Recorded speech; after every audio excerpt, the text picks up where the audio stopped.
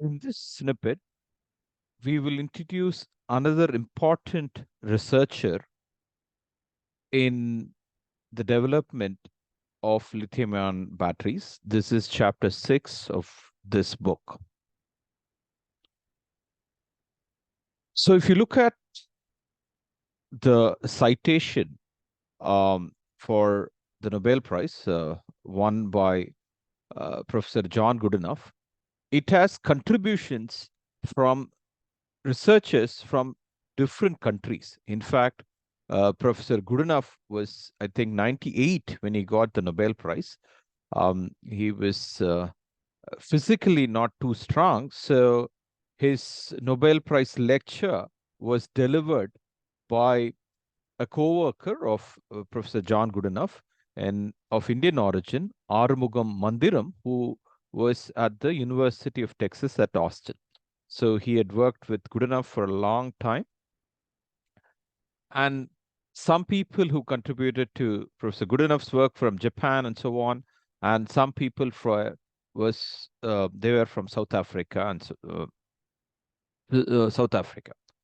So much of the modern labs, research lab, prominent labs in the Western countries have this nature. People come from different parts of the lab, especially well-trained uh, students who completed their PhD work, um, come and do postdoctoral work in these labs. Okay, see, these are important um, personnel because they've already gained sufficient training in their PhD, and when they come as a postdoc, they are prepared to do cutting edge research. So in this case, the person who's being referred to is Mike Thackeray, who later went on to work in the Argonne National Lab. So what was the status when Thackeray came from South Africa to University of Oxford? So already some work had been done on lithium cobalt oxide. So why is this material important? So this schematic is from this very interesting article by Professor Arumugam Mandiram. This is published in 1920 after Goodenough had won the Nobel Prize. So it sort of takes you not only through the history of cathode development for lithium-ion batteries, it also goes towards a lot of good science. So if you're a student working in this area, it's important that you take a look at this manuscript. Very clearly and well-written manuscript. Um, so what is needed? So you want lithium to bind to a material in an exothermic nature. Okay, so energy should be released, and this energy release is what is done, what is useful for electrical work, right? So that is the main criteria. That is the binding of lithium to the framework of cathode should be exothermic in nature. And these are called layered materials. Okay, so that is the lithium can easily come in and during, let's say, discharging process and get out from this host material, solid state material, during the charging process. These are called insertion electrodes and so on. Okay, there are some technical terms. So one of the criteria is that lithium should be able to get in easily into the material and get out in the uh, charging cycle. Okay, so if it has to be, because these batteries are rechargeable, therefore this lithium insertion and de-insertion should happen in a more or less reversible nature. Okay, so that is an important thing. Okay, so this was one of the LCO, lithium C refers to cobalt, oxygen is referred to as oxygen. LCO cathode material were developed initially. So when Thackeray came from South Africa to Professor Goodenough's lab. So he had certain goals. First, these materials are going to be part of large area devices. That means lots and lots of electrodes have to be made. Okay, so even if it's a battery, okay, so the usage is so extensive, the material that goes into making these electrodes should be reasonably inexpensive. So when Thackeray came, his goal was to not use expensive material and to use readily available material. So he was interested in using iron oxide. We'll see in the next slide about this. Okay, so he was interested in developing certain class of compounds. These compounds are called spinel compounds.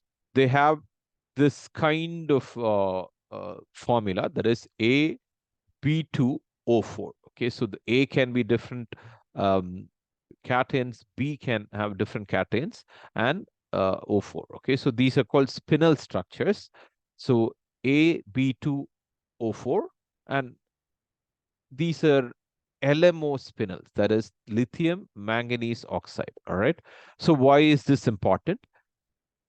As opposed to 2D layered oxides, here this is a three-dimensional framework wherein lithium can intercalate and deintercalate more easily. So they're open structures. Therefore, there are pathways for lithium diffusion into the material and out of the material. So that is one of the criteria. So you have open structures here, you have open structures here.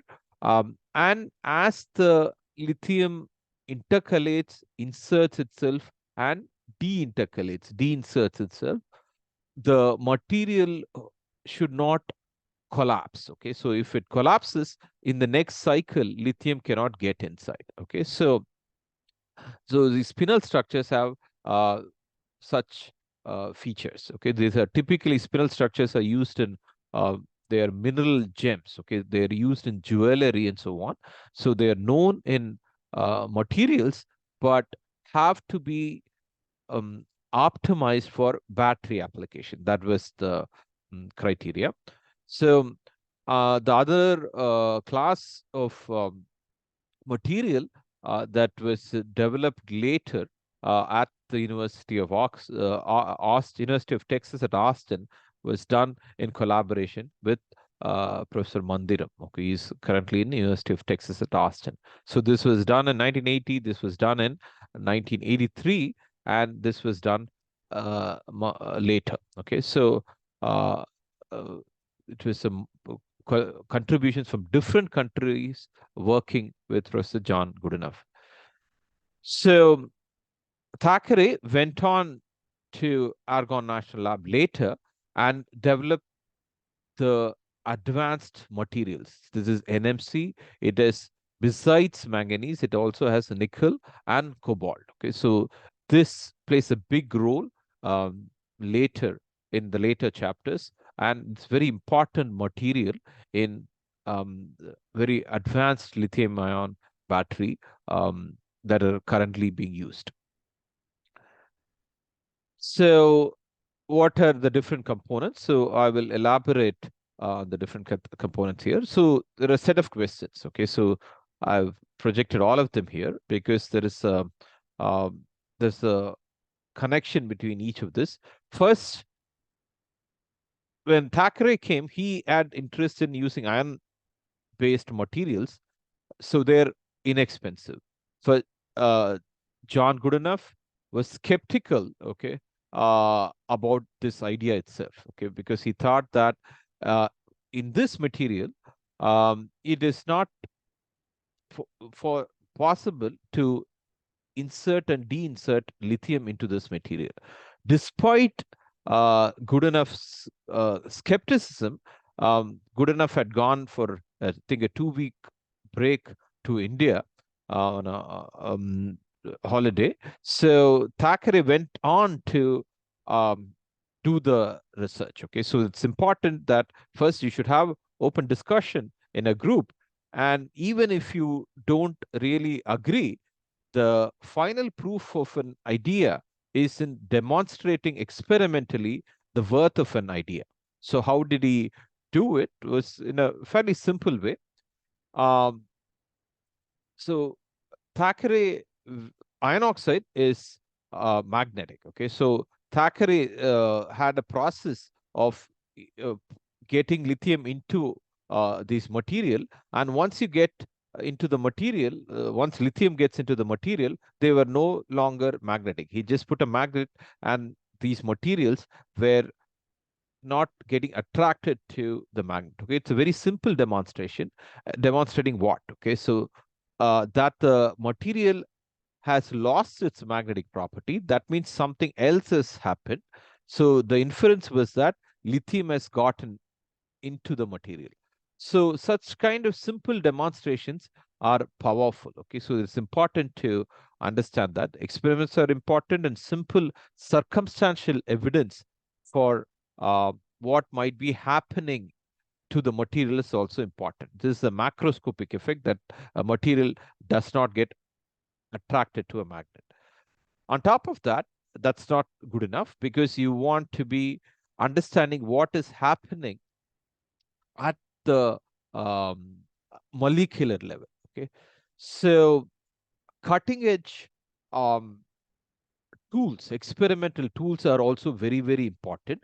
X-ray diffraction is a very important um, experimental technique that was developed uh, from 20s. Okay, um, and the sophistication has increased. Almost every lab um, that is involved in material um, research or chemical research, chemistry research, chemical engineering research should have access to this.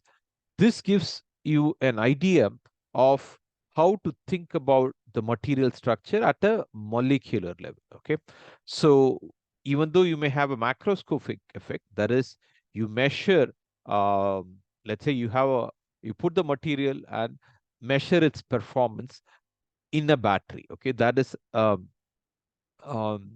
feature at a device level.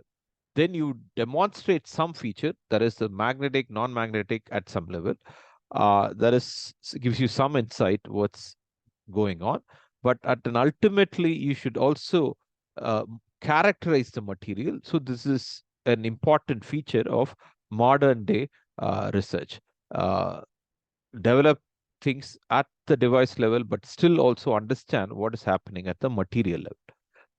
So once this is done, it is applicable research. Applicable research has to be demonstrated.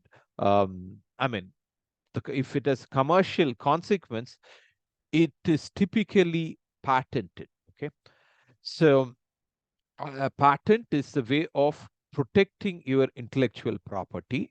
So if you look at um, patent when this was established, this is an essential component of modern day capitalism. Okay, so this patent intellectual property protection was first done in Europe. Okay, so this is very, very important aspect of um, uh, research that has commercial consequence. So you should students and should understand how to write a patent and what kind of requirements are there to establish priority in patent. Okay, so lab notebooks are very, very critical um, when you do research, because these are technical documents that go into patents.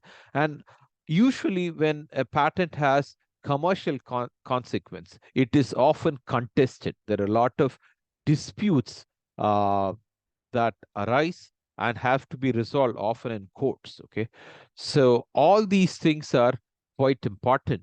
Um, to test things in a device, to have an insight into the material, to characterize the material, to document all these things in a laboratory notebook, to write a patent because you want to be protecting your intellectual property, and often this will be contested. So Thackeray's work is mainly in the LMO spinel. Okay, so even though he first demonstrated, he had circumstantial evidence to say lithium uh, can be intercalated into material that have iron in them. Okay, in that way, in that manner, it is inexpensive compared to materials that have cobalt in them. These were not really practical. So, in collaboration with another postdoctoral worker in Goodenough lab, David, he worked on to develop LMO spinel materials that were commercially important cathodes for lithium-ion battery. Okay, so in the previous schematic, we talked about three different kinds of materials that Goodenough contributed towards. So Thackeray's contribution was on LMO mainly. These were further developed into NMC cathodes. These are cutting edge cathodes for modern day lithium ion battery. In the next snippet, we'll go into the next chapter, which tells you how contentious um, research that are of commercial consequence. So that is the topic of the next chapter. This is the title: "Batteries or a Treacherous World." Okay, uh, so we will see what is the reason for having such a um, title in the next chapter. Thank you.